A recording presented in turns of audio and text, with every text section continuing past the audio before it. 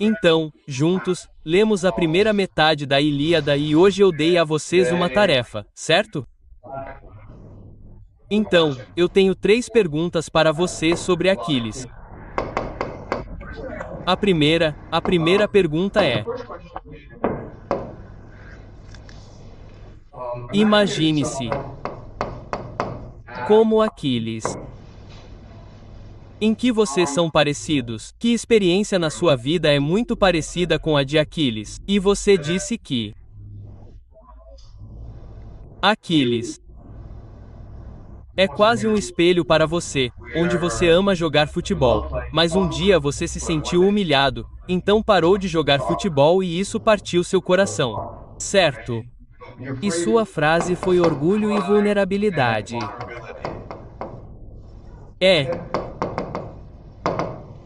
Isso mostra que, ao ler a Ilíada, você tem uma tremenda percepção de si mesmo, bem como da natureza do coração humano, onde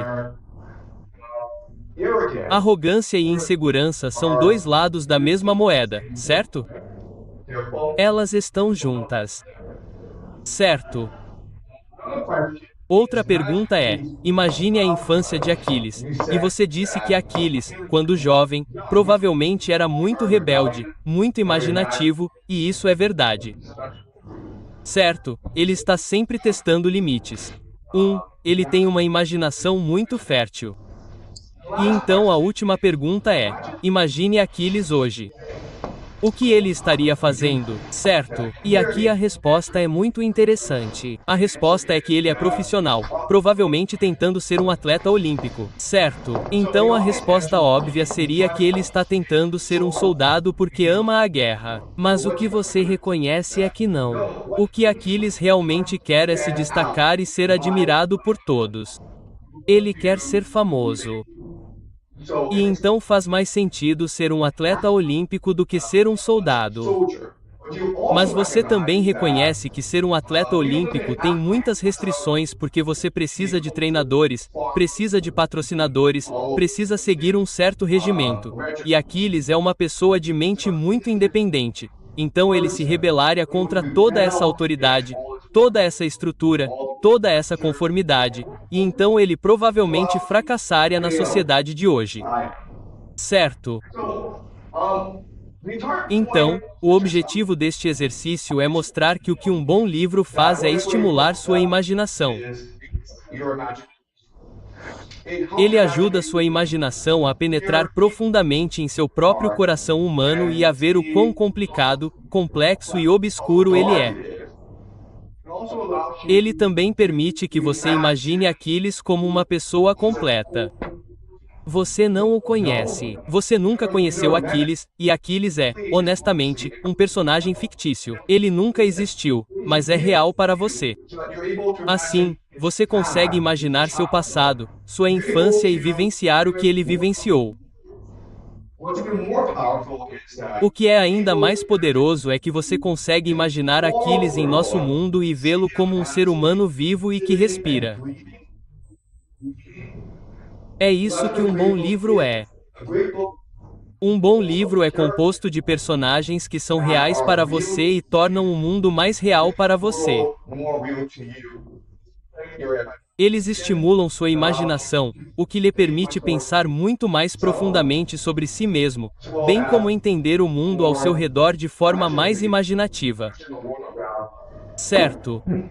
Então, a questão agora é como isso acontece? Quais são os mecanismos por trás de tudo isso? Certo, então, havia um crítico literário americano muito famoso chamado Harold Bloom. Ele estava em Yale. Na verdade, ele dava aulas em Yale quando eu estava lá. Estudei literatura inglesa em Yale e assisti a uma aula dele. Certo, mas ele é considerado o crítico literário americano mais famoso. E aqui em sua explicação sobre o que é um grande livro, o que é um grande livro? Um grande livro é algo que nos ajuda a nos tornarmos humanos.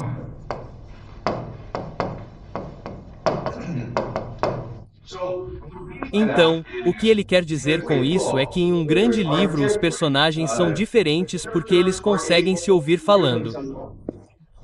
Certo, ouça a si mesmo falando. Certo, essas são as palavras dele. O que significa ouvir a si mesmo falando? Significa que, enquanto falo com você, há também uma parte de mim que recua e analisa o que digo. Certo, tem que fazer sentido para mim. Tem que fazer sentido para você.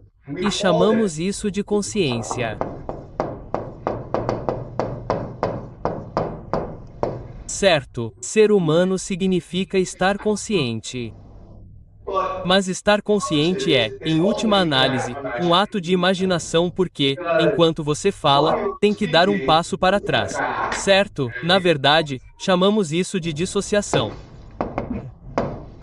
Você tem que se dissociar. Basicamente, significa que, enquanto você fala, enquanto está neste mundo, uma parte de você, quase como um fantasma, se afasta e observa a cena inteira. E não estou apenas me imaginando falando, mas também estou imaginando o que está acontecendo dentro da sua mente, do seu coração enquanto falo, meu efeito sobre você. Certo? Certo? Então, vamos ver como isso se aplica à Ilíada. Certo. Lembre-se de que no primeiro livro da Ilíada, Manon e Aquiles estão discutindo. Eles estão discutindo porque Agamenon roubou uma garota. O pai exigiu um resgate para resgatá-la. Agamenon quebrou as regras da guerra da pirataria e disse: "Não, eu gosto dela. Vá-se, eu sou o rei dos reis. Farei o que eu quiser." Aspas. O pai é um sacerdote de Apolo. Apolo inicia uma praga entre os soldados gregos. Eles estão todos morrendo. E Aquiles diz: "Estamos todos morrendo, certo, nas margens de Troia. Então, você tem que devolver a garota." Aspas. E Amã diz: "Claro, eu a devolvo, mas agora eu quero sua garota em troca." Certo. E começa o conflito principal da Ilíada. O interessante é o quão conscientes eles são. Certo. Então, o que está acontecendo é que este é um conselho de guerra. E no conselho de guerra os generais gregos se reúnem e decidem sobre a política. E então, enquanto Agamenon está falando, certo, se você observar seu discurso, ele está fazendo 3 coisas ao mesmo tempo. Certo, a primeira e mais importante coisa é que ele está respondendo a Aquiles. Certo? Aquiles diz que você tem que devolver a garota e diz: "Tudo bem, eu devolvo a garota, mas em troca eu quero sua garota." Então essa é uma resposta a Aquiles. Ele sente como se Aquiles o tivesse feito perder a face. Então agora ele quer fazer Aquiles perder a face também. Certo? Mas o que também é importante é que Eggman está considerando como os outros estão percebendo a interação. Certo? Por que Agamenon exige ou exige a namorada de Aquiles? Porque Agamenon não quer perder a cara entre os outros, certo? Então ele reconhece que se ele simplesmente dissesse a Aquiles: "Sabe de uma coisa, Aquiles, você está certo." Ele perderia a cara entre os outros generais. Ele perderia o respeito. E neste mundo, se ninguém te respeita, você pode ser morto, certo? Essas pessoas são gangsters. Então ele reconhece que para salvar a cara, agora devo exigir algo de Aquiles para mostrar que sou superior a ele, certo? Ele também está muito consciente disso. Mas também, ao mesmo tempo, ele vai recuar, certo? E vai estar consciente de suas próprias palavras para ter certeza de que suas palavras juntas façam sentido e que para ele sejam coerentes. Certo? E então o que ele diz a Aquiles é: "Por que estou fazendo isso? Porque amo minha namorada." Certo? Você roubou de mim o que eu amo e, portanto, devo me vingar de você. Certo. Então, você vê como é coerente tudo isso que ele está dizendo a Aquiles para garantir que você entenda que eu sou seu superior e vou pegar o que você mais preza.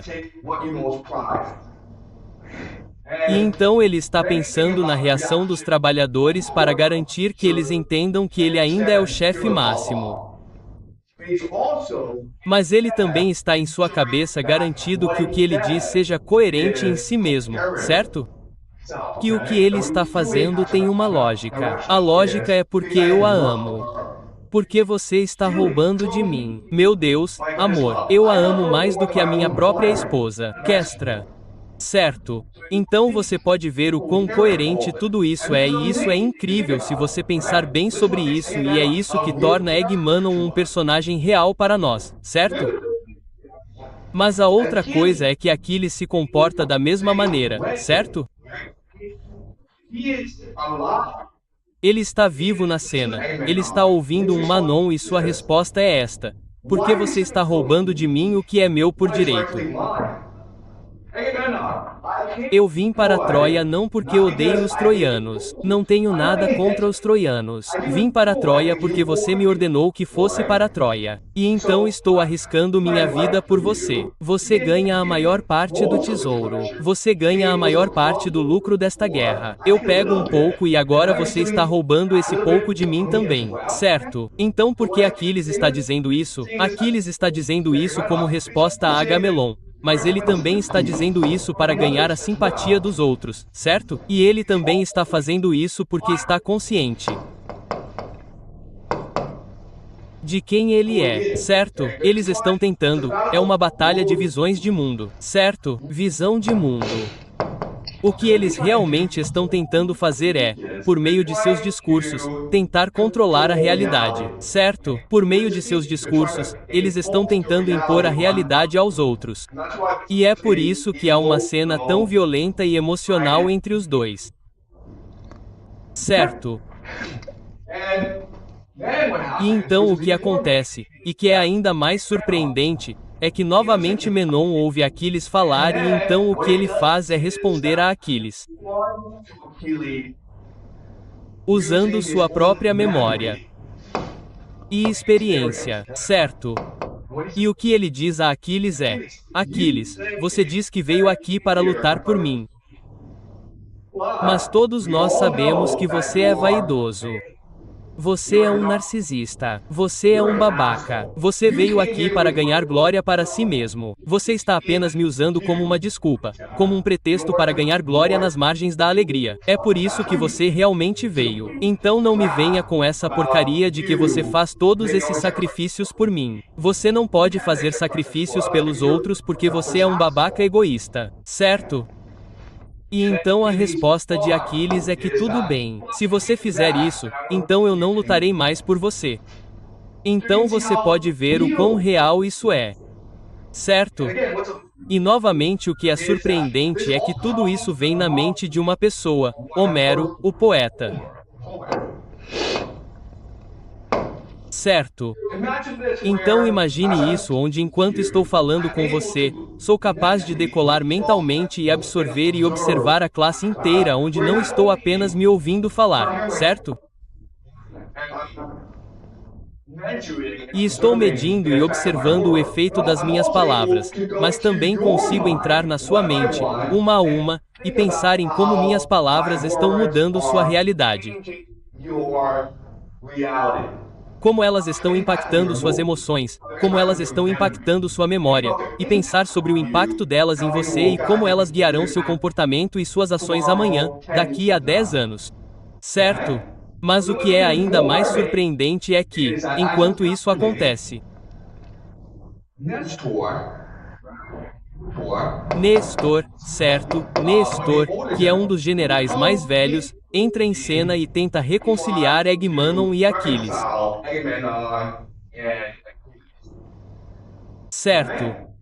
Então, não apenas os dois personagens principais têm vida própria, mas os observadores também têm vida própria. Então, na Ilíada, o que é surpreendente é que não apenas os personagens principais estão vivos, mas cada personagem, seja Odisseu, Heitor, Príamo, Nestor, todos eles estão vivos também, com emoções reais, sentimentos reais e experiências reais. Certo? E a razão pela qual sabemos isso é porque, se isso for verdade, seremos capazes de olhar para trás e ver como isso surgiu no passado, e também seremos capazes de fazer previsões sobre o futuro, e tudo isso é coerente. Certo? Então, com base nisso, agora saberemos que o maior conflito na Ilíada é aquele entre Egênon e Aquiles, onde eles estão lutando pelo controle da narrativa, onde Aquiles quer que todos acreditem que ele está fazendo tudo o que pode para salvar os gregos. Ele é um herói e Eimon está tentando fazer todos acreditarem que Aquiles é apenas um babaca egoísta. Certo? E é isso que os leva a se comportar da maneira que agem, incluindo comportamento suicida. Porque lembre-se, enquanto você lê, Heitor e os troianos estão vindo para queimar os navios dos gregos. Certo? Eles fazem isso. Todos os gregos serão mortos pelos troianos. E mesmo neste momento, tanto Agamenon quanto Aquiles se recusam a desistir de sua narrativa. Certo, eles insistem que estão certos. Então, quando Odisseu chega a Aquiles e implora a Aquiles, por favor, volte e junte-se a nós. Nós lhe daremos todo o dinheiro do mundo. Egemem prometeu sua filha a você. Nós lhe daremos toda a Troia depois que conquistarmos Troia. E Aquiles diz, não, não, não, não. Eu quero que um homem venha e se desculpe. Se ele não estiver disposto a vir e se desculpar comigo, então danem-se todos vocês. Ok. Então, vocês podem ver o quão humano e real isso é. E isso é importante para nós porque agora somos capazes de dar um passo para trás e observar a nós mesmos, assim como aos outros. Temos mais imaginação, temos mais empatia, temos mais curiosidade. Certo? E esse é o poder de um grande livro. E foi assim que a Ilíada criou a maior civilização da história da Terra, a civilização grega. Certo? Tudo bem. Então, alguma pergunta antes de eu continuar? Certo. Agora o que eu quero discutir é, como Homero fez isso? Porque esse é um grande mistério que confunde estudiosos há séculos. Todos nós sabemos que a Ilíada é um dos maiores livros já compostos, mas não sabemos quem é Homero e não sabemos como ele fez isso. Há quem especule que Homero foi muitas pessoas. Certo? Então, há confusão sobre quem é Homero. Os próprios gregos chamam Homero de professor e o consideram o pai da civilização. Então, sabemos que Homero foi uma pessoa real, mas não sabemos quase nada sobre ele. Certo? Então, o que farei agora é especular sobre como ele foi capaz de fazer tudo isso. Certo? Como uma mente humana foi capaz de construir um universo inteiro com pessoas reais sozinha. Certo? Tudo bem. Então, para entender isso, vamos discutir como a identidade, a personalidade e a consciência são criadas. Certo? Então, basicamente, o que acontece é que temos experiências. Certo? E essas experiências se tornam memórias de curto prazo.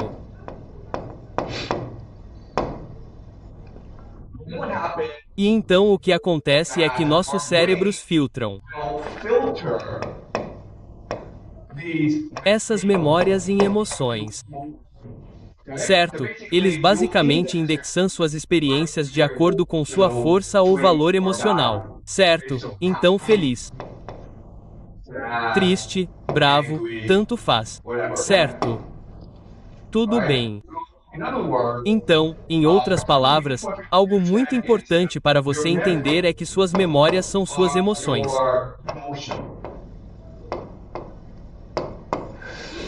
Memórias que criam emoções em você virão até você e ajudarão a criar sua identidade. Mas memórias que não têm emoções, você nunca se lembrará. Você simplesmente as jogará fora, certo? E então, juntas, essas memórias criarão sua identidade. Certo? E diferentes combinações dessas memórias criarão identidades diferentes. O motivo é que memórias diferentes são indexadas a locais diferentes. Certo? Então, sua identidade na escola será diferente da sua identidade em casa ou da sua identidade quando você for para a América. Certo? Porque você precisa de identidades diferentes para navegar por diferentes paisagens. Certo? Isso faz sentido? E juntos, isso criará sua visão de mundo. Sua visão de mundo é apenas sua identidade, quem você é, como você percebe o mundo, como você se percebe, e isso o ajuda a tomar decisões. Isso o ajuda a navegar em relacionamentos sociais. E isso determina como você se comporta. Certo? Isso faz sentido, certo? Certo. Tudo bem. Então, essa é basicamente a maneira como entendemos como nossa personalidade se desenvolve. Mas há certos problemas com esse entendimento. Certo? O primeiro grande problema com isso é o mecanismo de classificação. Certo?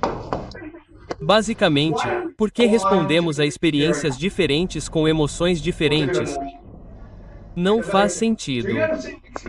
Então, você pode ter a mesma experiência, mas responder com emoções diferentes. Certo? Então, você pode tirar 50 em um teste. Alguns de vocês ficarão muito tristes, mas alguns ficarão muito felizes. Tipo, uau, pensei que ia conseguir 10%. Agora, eu tenho 50%. Certo? Tudo bem. Alguns de vocês são como o copo meio vazio. Alguns de vocês são como o copo meio cheio. Então isso determina como percebemos o mundo. Mas a questão então é, de onde vem essa personalidade? Certo?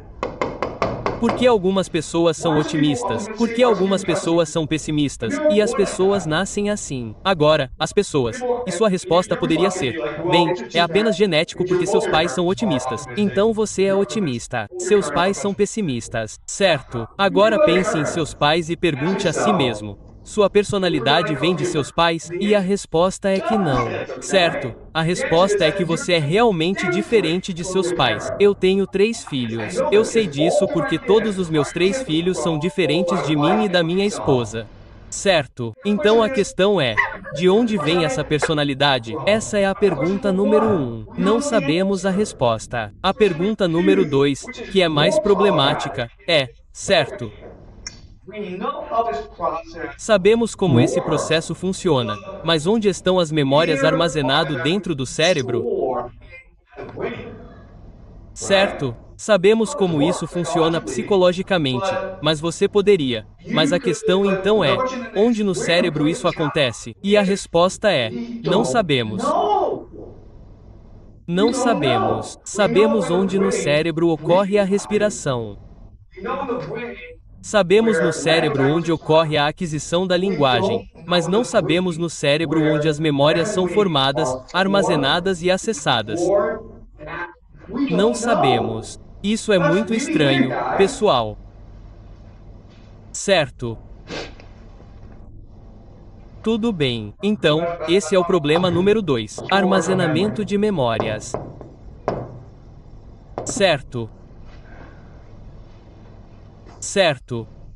E então a questão número 3 é empatia. Certo, ou teoria da mente.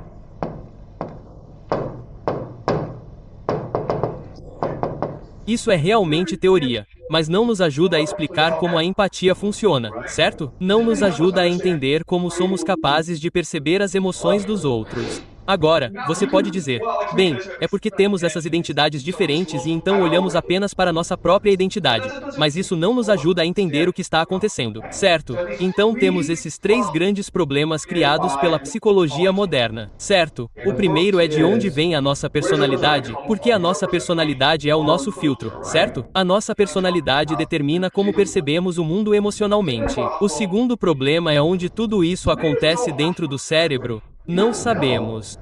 E o terceiro problema é a empatia. Certo. Como somos capazes de perceber as emoções dos outros? Tudo bem, certo? E não sabemos. Então, vou propor uma teoria para vocês hoje, certo? Que remonta à última aula. Certo, imaginem isso.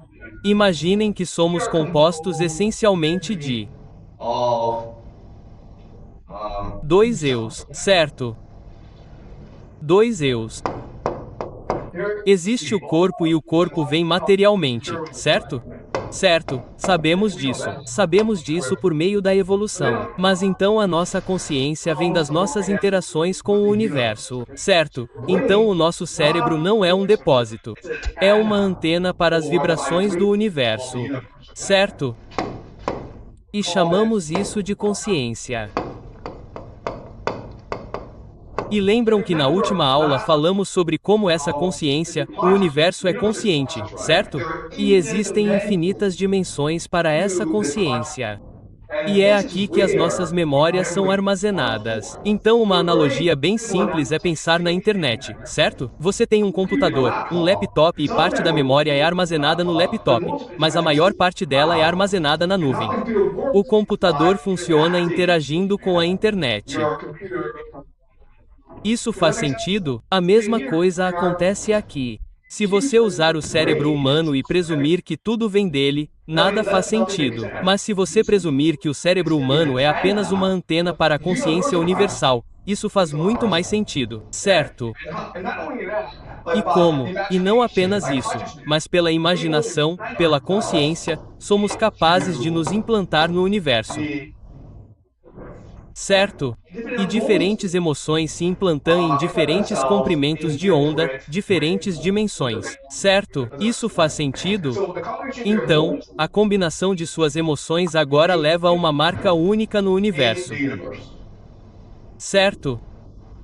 E diferentes personalidades obviamente terão a mesma marca no universo. E chamamos isso de arquétipos. Arquétipos. Isso é de Carl Jung, psicólogo suíço. Certo, Carl Jung. A palavra que ele usa arquétipos. São personalidades diferentes e acessam as mesmas partes do universo. Por isso se comportam da mesma forma. É por isso que certas pessoas são parecidas. Certo? Se você é uma pessoa má, você tem uma certa expressão no rosto, certo? Se você é uma pessoa boa, você tem uma certa expressão no rosto, certo? Se você é inteligente, você tem uma certa expressão, certo? Então, arquétipos. E então, o que está acontecendo é que o que Homero está fazendo é abrir sua mente para o universo e, portanto, ele é capaz de acessar todos os arquétipos. Certo, todos nós fazemos isso por empatia, mas Homero é capaz de fazer isso em um nível maior do que todos os outros. Certo? E então ele é capaz de transplantar esses arquétipos para o mundo da Ilíada. E é assim que ele é capaz de criar o que faz. Uma palavra que temos para essas pessoas é profetas, certo? O que são profetas? Profetas são aqueles que trazem a verdade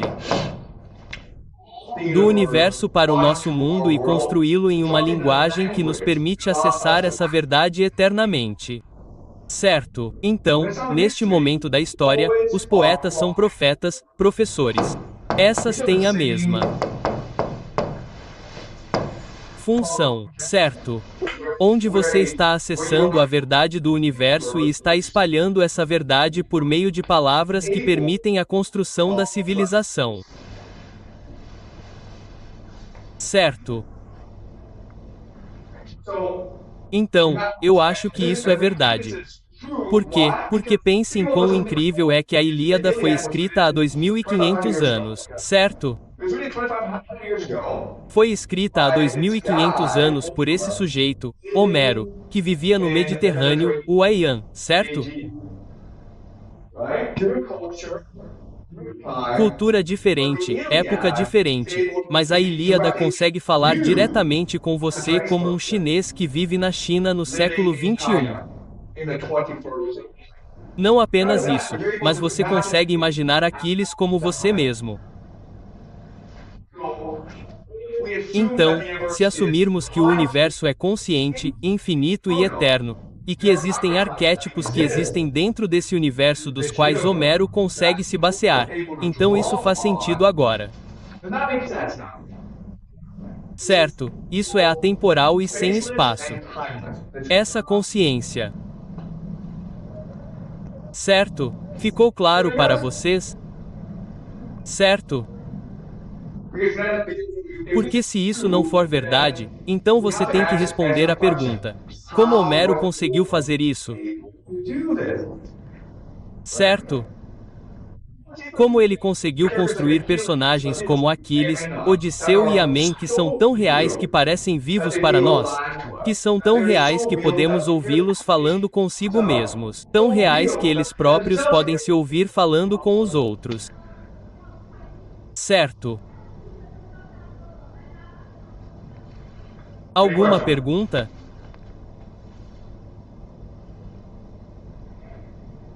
Faça uma pergunta. Certifique-se de que entendeu essa teoria. Certo. Na verdade, essa é uma teoria muito complexa.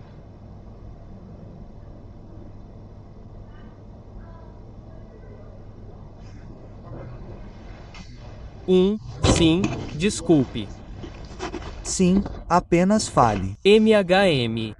Os profetas entre aspas. Então, nesta série, na verdade, não é tecnicamente um profeta porque eles não estão prevendo o futuro, certo? Porque o universo não tem espaço nem tempo. Então, eles estão realmente falando sobre a verdade, certo? Certo. Então, eles não estão fazendo previsões porque todas elas já estão escritas no universo. Certo. Certo.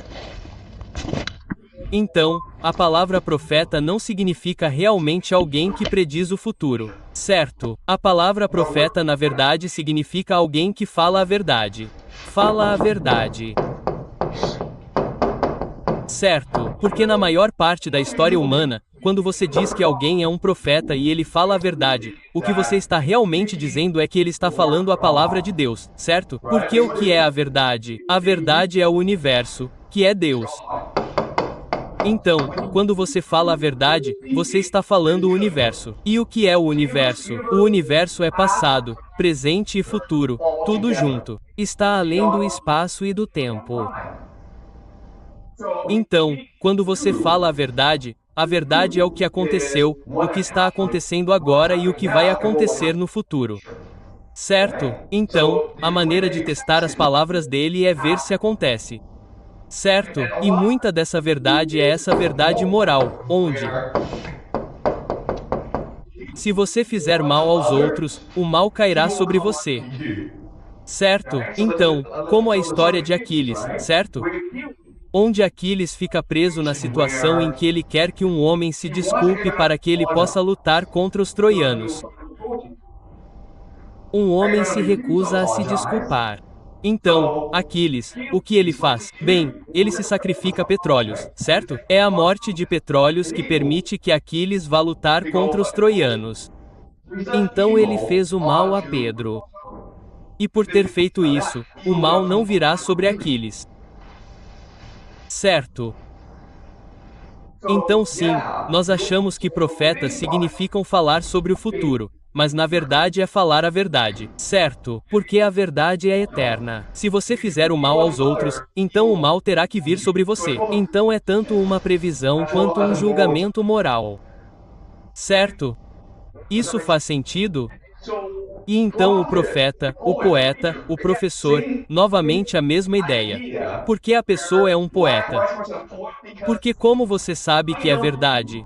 Você sabe que é verdade porque é lindo. Porque fala com você, certo? Você entende? Então, quando Homero está viajando, porque esta é uma cultura analfabeta, certo? Não há escrita acontecendo. Então o que ele está fazendo é ir a lugares diferentes. Ele está contando a história da Ilíada. Ele está falando e enquanto ele fala, é como música para os ouvintes. É lindo. É poesia, mas é lindo porque também é verdadeiro. Certo, porque eles sentem como se Aquiles fosse uma pessoa real com emoções reais. E então Aquiles vem e os ajuda a se entenderem melhor. Certo, então isso é poeta. O professor pergunta: Ok, como você se entende? Você se entende entendendo a Ilíada. Certo, entendendo a psicologia, as motivações, as emoções desses indivíduos, você pode se entender melhor. E quando você faz isso, quando você consegue se ouvir falando, quando você consegue ter mais consciência, isso dá origem à civilização.